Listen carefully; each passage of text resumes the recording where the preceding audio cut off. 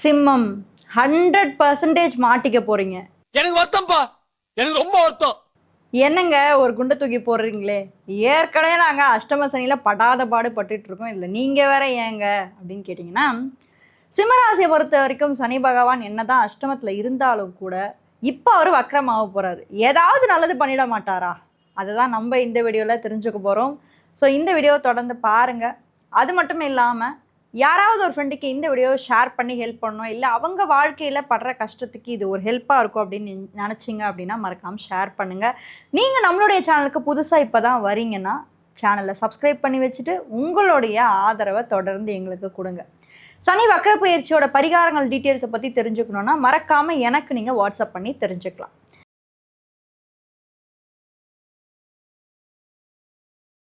சனி பகவான் சிம்ம ராசியை பொறுத்த வரைக்கும் ராசிக்கு இப்போ 6ல் உட்காந்துருக்காரு. ஒரே குடைச்சல் தான் உண்மையை சொல்லப்போனால்.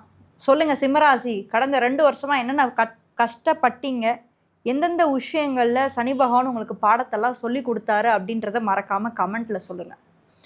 கரியர் ரிலேட்டடாக நம்ம இந்த ஒரு 6 மாத காலம் என்ன நடக்குதுன்னு நம்ம பார்த்தோம்னா, சிம்மராசியை பொறுத்த வரைக்கும் அஷ்டம சனி அப்படின்றது லைஃப்பில் வந்து பதட்டத்தையும் பயத்தையும் கண்டிப்பாக கொடுக்கும். அந்த வகையில் கரியர்லேயும் கண்டிப்பாக அப்படி தான் இருக்கும். உங்களுக்கு எதையுமே வந்து முழுசாக உங்களுக்கு கொடுக்கவே மாட்டார். கொடுக்குற மாதிரி கொடுத்துட்டு அப்படியே பறிச்சுட்டு போயிடுவார்.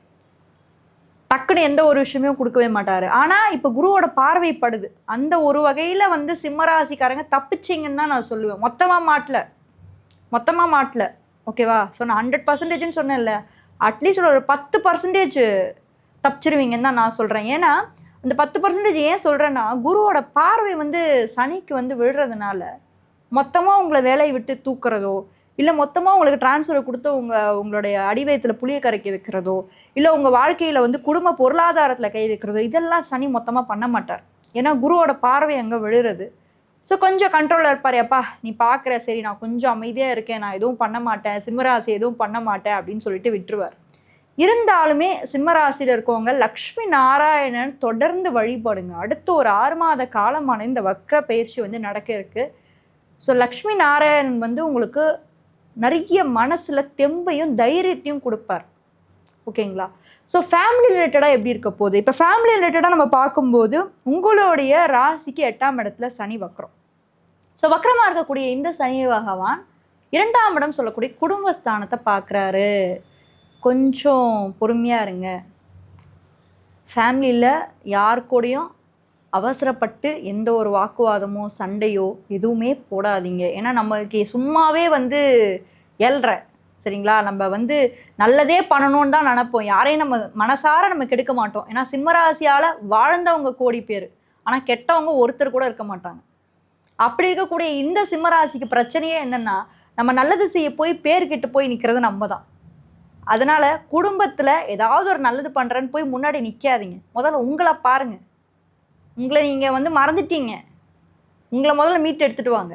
ஸோ இந்த ஒரு 6 மாத காலத்தை பொறுத்த வரைக்கும் குடும்பத்தை பாருங்கள், வேண்டான்னு சொல்ல. குடும்பத்துக்கு என்னென்ன தேவைகளோ எல்லாமே பண்ணுங்கள். ஆனாலும் சனி என்ன சொல்கிறாரு அதுதான் முக்கியம். இந்த வக்ர காலம் பின்னோக்கி நகர்ந்து நீ என்னென்ன மிஸ்டேக் பண்ண, உன்னை நீ பார்த்தியா, உன்னை நீ டேக் கேர் பண்ணியா, உன்னுடைய ஹெல்த்தை பார்த்தியா, இப்படி எல்லாம் கேள்விகள் சனி வந்து உங்கள் பிரெயினில் வந்து கேட்பார். ஆழ் மனசில் கேட்க ஆரம்பிப்பார். ஸோ இந்த 6 மாத காலங்கள் ஃபேமிலியில் நீங்கள் கொஞ்சம் கவனமாக இருக்கணும். ரொம்ப பேசி நம்ம வந்து இது பண்ணிக்க வேண்டாம், ரொம்ப பூசிக்க வேண்டாம். கரியர் ரிலேட்டடாக இருக்கக்கூடிய பிரச்சனை கொஞ்சம் கொஞ்சமாக தான் சார்ட் அவுட் ஆகும். ஓகேங்களா? ஸோ சிம்மராசிக்கு எந்த ஒரு கவலையுமே இல்லை. அடுத்து சனி வக்ர பயிற்சினா என்ன அப்படின்றத பாருங்கள். சனி வக்ர பயிற்சி எத்தனை நாட்கள் நடக்க போகுது? ஏன்னா நம்ம எல்லாருக்குமே சனி பயிற்சினா என்னன்னு தெரியும். ஆனால் சனி வக்ர பயிற்சி அப்படின்றது வந்து பார்த்திங்கன்னா 138 நாட்கள் சனி வக்ர பயிற்சி நடத்த போகிறாரு. அதாவது ஜூலை 27 டிசம்பர் 11, அதாவது கிட்டத்தட்ட பார்த்திங்கன்னா 6 மாத காலமானது சனி வக்ர பயிற்சி நடக்க இருக்குது. நிறைய மக்களுக்கு இங்கே என்ன தெரியும்னா, சனி பயிற்சியை பற்றி கேள்விப்படுவீங்க. பட் சனி வக்ர பயிற்சினா உண்மையிலே என்ன? இது வருடத்துக்கு 6 மாதங்கள் மட்டுமே நடக்கும். இந்த 6 மாதங்கள் அறிவியல் பூர்வமா சனி எந்த மாதிரி மாற்றங்களை இந்த பூமிக்கு கொடுக்குறாரு அப்படின்னு நீங்க பாத்தீங்கன்னா, ரெட்ரோகிரேஷன் அப்படின்னு சொல்லுவாங்க. அதாவது ரெட்ரோகிரேஷன் அப்படின்னா ஒரு கிரகம் வந்து பின்னோக்கி நகர்றது. அது நம்மளுடைய அறிவியல் பூர்வம் பார்த்தா பின்னோக்கி நகராது.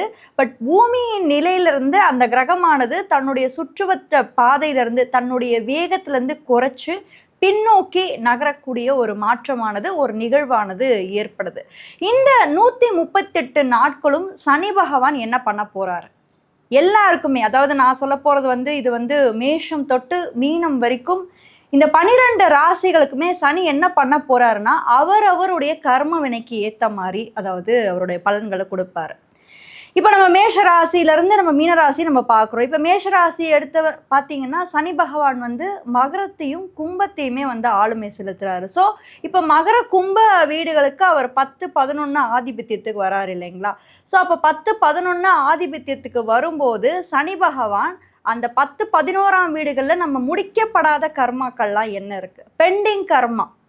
ஸோ ஒரு கிரகம் வந்து ரெட்ரோகிரேட் ஆகி பின்னாடி போகிறதுக்கான காரணம் என்னென்னா, அது முடிக்கப்படாத பெண்டிங் கர்மா என்னவோ அதை திருப்பி எடுத்துகிட்டு வந்து கொடுப்பார். ஸோ இந்த மாதிரி மேஷம் தொட்டு மீனம் வரைக்கும் 12 ராசிகளுக்கு இந்த மாதிரி ஒரு விஷயம் வந்து வருடம் வந்து நடக்குது. பட் நம்ம என்ன பார்த்துட்டு இருக்கோம், ஒவ்வொரு 2.5 வருடமும் ஒரு வாட்டி வந்து சனியோட பெயர்ச்சிகளை வந்து முக்கியத்துவம் கொடுக்குறமே தவிர, அந்த வக்ர பெயர்ச்சி காலமானது ஒரு சில மாற்றங்களை வந்து மனிதர்களுக்கும் தாண்டி பூமிக்கே நிறைய விஷயம் எடுத்துட்டு வருவாங்க. நீங்க வந்து இந்த வக்ரப்பெயர்ச்சி காலத்தை உன்னிப்பா கவனிச்சு பார்த்தீங்கன்னாலே தெரியும், நிறைய எக்கனாமிக்ல ஒரு பொருளாதாரத்துல நிறைய சேஞ்சஸ் வந்து கவர்மெண்ட்ஸ் வந்து கொண்டு வருவாங்க. மணி வந்து அப்ஸ் அண்ட் டவுன்ஸ் ஃப்ளக்சுவேட்ஸ் ஆகிட்டே இருக்கும். ஸோ பொருளாதார ரீதியாகவும் சரி, சம்டைம்ஸ் வந்து இந்த வக்ரப்பெயர்ச்சி ஆகும்போது, சனி வக்ரப்பெயர்ச்சி ஆகும்போது சனியோடையும் செவ்வாயோட இணைவில் இருக்கும்போது சில நேரங்களில் போர் வெடிக்கிறது, அரசாங்கத்தோட மக்கள் சண்டை போடுறது, அது மட்டும் இல்லாமல் பூகம்பம், நிலநடுக்கம், இது எல்லாத்துக்குமே காரணம் வந்து இந்த சனியும் செவ்வாயோட இணைவில் தான் அது வந்து நடக்கும். அதுவும் குறிப்பிட்டு சொல்லணும்னா இந்த வக்ர காலங்களில் இந்த மாதிரி விஷயங்கள் வந்து நடக்குது. ஸோ இந்த வக்ர பயிற்சி ஒவ்வொரு ஆண்டும் வரும்போது நான் மேஷம் தொட்டு மீனம் வரைக்கும் இருக்கவங்களுக்கு நான் என்ன ஒரே ஒரு விஷயம் நான் சொல்லுவேன்னா, கவனமாக அந்த 6 மாத காலங்களில் நம்ம வந்து கடக்கணும். ஏன்னா இந்த 6 மாத காலங்களில் நம்மளுடைய சுய ஜாதகத்தில் சனி பகவானோட நிலையை பொறுத்து நம்மளுக்கு பலன்கள் வந்து மாறுபடும். ஒருவேளை நம்மளுடைய சுய ஜாதகத்திலே சனி வக்ரமா இருக்காரு ஒருவேளை வச்சுக்கோங்க, இங்க வந்து நம்ம ராசி அடிப்படையா பேசல, லக்னம் அடிப்படையில பேசல, எந்த விஷயத்தையும் அடிப்படையில் இங்க பேசல. ஒருவேளை உங்களுடைய சுய ஜாதகத்திலே சனி வக்ர நிலை அடையும் போது அப்ப நீங்க அது எந்த பாவத்துல இருக்காரு, அதை நீங்கள் வந்து லக்ன பாவத்தில் இருந்து எந்த பாவத்திலேருந்து அவர் வக்ர நிலை அடைகிறாரு அப்படின்றத நீங்கள் வந்து உன்னிப்பாக கவனிக்கணும். ஸோ அந்த 6 மாத காலமானது சனி என்ன பண்ணுறாரு, உங்களை எந்தெந்த விஷயங்களை நோக்கி பின்னோக்கி நகர்த்துறாரு அதை பாருங்கள்.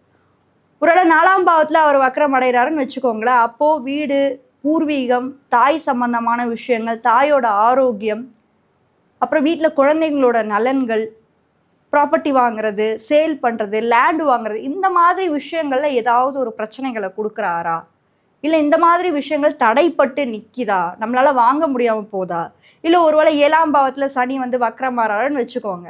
ஏன்னா 7ஆம் பாவம் அப்படின்றது வந்து திருமண ஸ்தானத்தில் வருது. அப்போ சனி அந்த வீட்டில் வந்து நமக்கு சுய ஜாதகத்திலே வக்ரமாக இருக்காரு அப்படின்னா லேட்டாக மேரேஜ் நடக்கிறது, இல்லை மேரேஜே நடக்காமல் போகிறது. இது நான் சொல்கிறது ராசி லக்ன அடிப்படையில் சொல்லலை.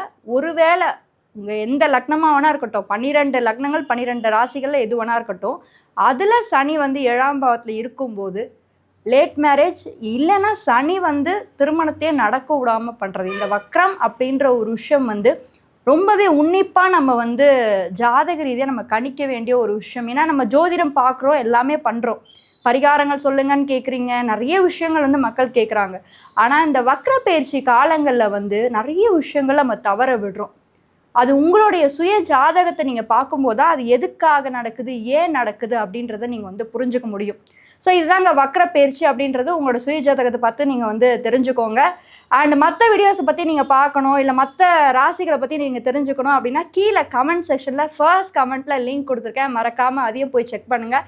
யாராவது ஒரு ஃப்ரெண்டுக்கு இந்த வீடியோவை நீங்கள் ஷேர் பண்ணி ஹெல்ப் பண்ணணும்னு நினச்சிங்க, இல்லை அவங்க வாழ்க்கையில் இது ஒரு முக்கியமான ஒரு மாற்றமாக இருக்கும் அப்படின்னு நீங்கள் நினச்சிங்க அப்படின்னா அவங்களுக்கும் ஷேர் பண்ணி ஹெல்ப் பண்ணுங்கள். Thank you.